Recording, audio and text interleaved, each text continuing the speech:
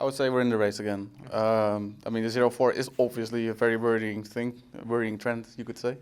And yeah, the road game was a must-win. It wasn't a pretty game, but it was a must-win, and we won it. That was the most important game. And now we won the most important game of the week, at least when it comes to playing for playoffs.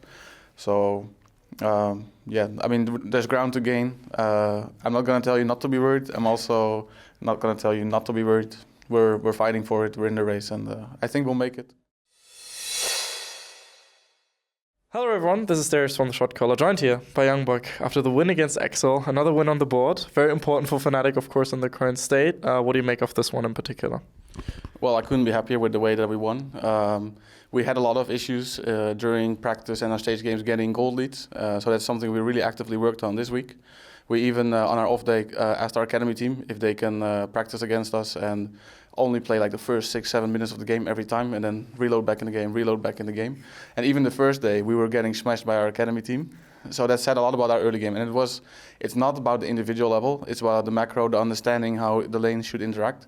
But as we went on playing against an academy team, and then the next day we played them again, we actually figured it out, and now we're actually pretty good at generating gold leads in the early game, or at least keeping the game stable. And I think this was a case where we kept the game very stable.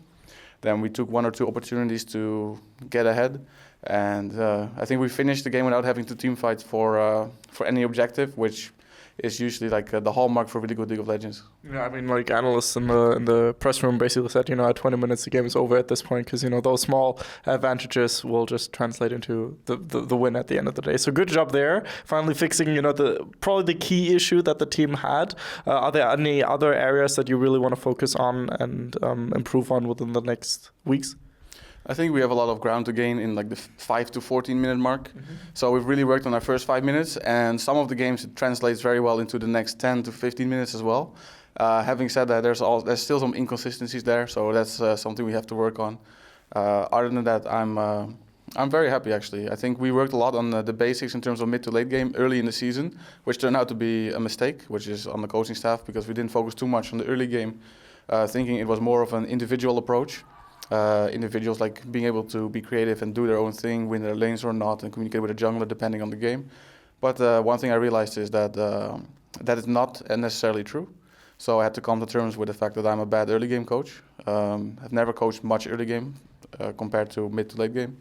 So at the end of last week, I came to that realization that if the team wants to perform very well, because the team is not a good early game team on its own, and I'm not a good early game coach, we have to change that. I have to change that. I have to become much better at early game coaching. And that's something we've been working on as a team. And yeah, I think today showed the fruit of our labor. Finally, some good news on that end. Now, you did actually receive quite a lot of criticism over the past few weeks, with being criticized in the way that people were saying, you are drafting 3 losing lanes. Rockstar can't do anything in those situations, and yeah, like over and over and stuff. Was that something you took to heart or realized on your own? It's something I realized on my own. That draft against Misfits was not pretty. I did not draft 3 losing lanes, but because of the very weak mid-jungle combination in the early game, Olaf was able to walk into our jungle on both sides of the map. And that amounted to us not having a jungler, because their jungler was living in our jungle, which meant every lane in the game for Misfits could play without any pressure on them. They could hard push and just not care about what Broxah was doing, because they knew he wasn't in a state to gank. And that's what made that made the lanes very difficult to play, especially for Bipo, because Soaz was just pushing in without any fear of the jungle being there. And that's something we addressed as well, of course, because yeah, we were drafting too much for scaling. And if you could see in this game, for example, we actually drafted much stronger early game and mid game fighting, with still some scaling options there. Not going too ham on the early game, but yeah, way more balanced. We could actually contest other like Excel in every stage of the game. Absolutely. Now, that said, though, Excel are also a team that are now 2-5, so, not a top-tier team necessarily. Do you think that going up against a top-tier team would now still result in similar results from before, or would you now think that, hey, the switch has been flipped for Fnatic? I still think there's some inconsistencies, so I don't think I don't think it's like a set thing we're gonna beat G2 tomorrow. I think they're a little bit ahead of us, fair enough. Could we probably take games off of other teams right now? yeah, we'd be in a much better position than we were 1 or 2 weeks ago. I think we've improved a lot and worked on a lot of our issues. And I really like the way that our assistant coach Mephisto put it. That we as a team, if you have 15 doors you have to open, we've probably opened like the first 10 doors, but the first 5 doors are closed, and it's blocking us from being able to actually play mid to late game. So hopefully we unlock all the doors before playoffs hits and make playoffs, and then we'll see what we can do. I feel like there's a Naruto reference in there somewhere. No, maybe just me, or like a Tae reference. But okay, so you mentioned how you scrimmed the academy team. I think that's really interesting because, you know, in previous seasons that really wouldn't have been an option to do that at all. Is that like an example of how the partnerships system in EU has improved already, kind of the quality of play and the quality of training? I think so, and for us specifically, we actually asked the academy team to take some extra time because they actually had a scrim day, and we had our off day. If they could please scrim against us and only play the early game, we would give them the draft that we had struggled with in our practice and on stage, and we'd just say, can we play this? And we won't tell you what to do necessarily, but feel free to push back really hard in the early game and not care too much about your CS or anything else. It's okay if the game if you are 0-4 at 5 minutes. We just want you guys to try to push us and try to hold us off taking like crabs, dives, and these kinds of things. And that was very efficient practice. And then we also had just one normal scrim game, which was also very productive. Yeah. Okay. So a very good example there. I think overall the addition of these teams has been very interesting. Given that you've now at least seen a lot of the play, a lot of people are interested still in Magi Felix specifically because, you know, he is that solo queue legend in EU. What do you think of his performance based on the few scrims you've seen of his? He seems to be able to keep up with Nemesis quite a bit. So also I'm in contact, of course, with the head coach for the academy team, Jandro. And he says he's performing very well in scrims. So hopefully that translates to the stage. I haven't really seen much with my own eyes in terms of like competitive play yet because the UK league hasn't started yet. But I hear good things about him. Very excited for that one for sure. Now, when we first spoke in week 1, I believe at the end of the interview you said, okay, guys, don't worry. It's just the first weeks. Don't worry about us going 0-2. If we are going 0-4, then you're allowed to worry. Now that maybe I'm like not 100% there, but I'm pretty sure that's like the gist of what you said there. So what would you like to say to Fnatic fans now that the tides have turned, or is it still not in the safe waters? I would say we're in the race again. I mean, the 0-4 is obviously a very worrying trend, you could say. And yeah, the road game was a must-win. It wasn't a pretty game, but it was a must-win, and we won it. That was the most important game. And now we won the most important game of the week, at least when it comes to playing for playoffs. So, yeah, I mean, there's ground to gain. I'm not going to tell you not to be worried. I'm also not going to tell you not to be worried. We're fighting for it. We're in the race, and I think we'll make it. I can only imagine, but what do you think would have happened if you guys would have lost to Rogue? Like, would have that just been the most horrible situation to be in at that point? Yes, because that would mean that we're 0-6, and at that point you can pretty much give up on making playoffs even.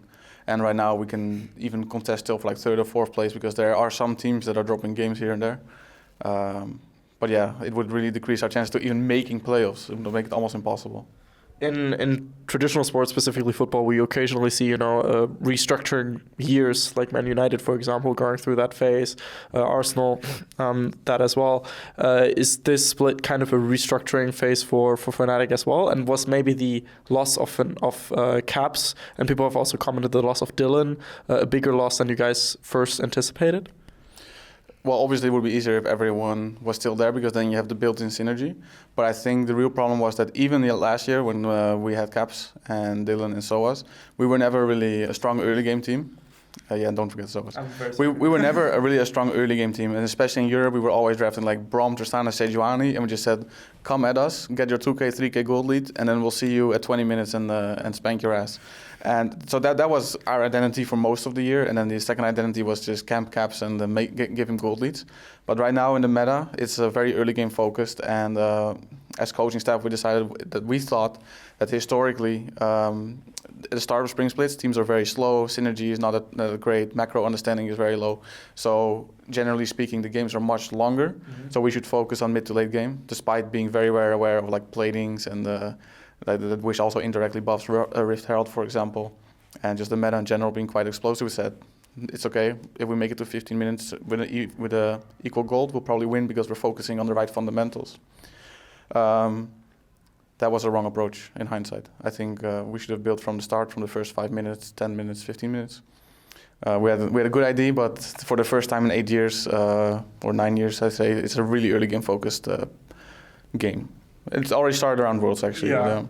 I mean, yeah, fair. That's fair. I think around Worlds, but Riot have also kind of commented previously that they would they like to see this kind of stuff, and they would like to see it more, because those like 50-60 minute long games are just difficult to watch at times. So do you think that, realistically speaking, given that you already mentioned, the team is very good at late game team fighting, but you're struggling in the early game department, and you also as a coach have not been able to draft early game as well as others, for example, and more focused on late game as well. Looking at teams like Griffin or G2, who are right there out of the woodwork, even Vitality and stuff. Do you think that even if you change the approach, you and the players will be able to adapt to a level where you can still take it up with the world's best teams at this kind of early game aggression? Would we ever be a Griffin or a Damwon, which are the teams we played against in the bootcamp last year? Probably not. That's realistic. That's not the strength of the players, I think, or the coach. It doesn't mean you have to beat Griffin in the first 10 minutes to win a game against them, right? Every team has their own strengths. So I think, for example, we still have one of the best macro in the West, maybe even in the world, but we just struggle to find those gold leads in this meta. So yeah, are we going to contest Griffin in the first 15 minutes if we face them in the World Championship finals? Maybe. Probably will be not as good as they are. That doesn't mean you're going to lose the early game just straight up, but our identity as a team has always been focused around macro and less around like really strong individual outplays and early game shenanigans. That's fair, of course. And I think it's interesting how at the end of the day it is very meta dependent. And as a team, what's your perspective on it? But like, I would feel almost a bit lost if the strategy just goes completely against what the team stands for and the team identity is kind of built around, because it's really hard to adapt that drastically.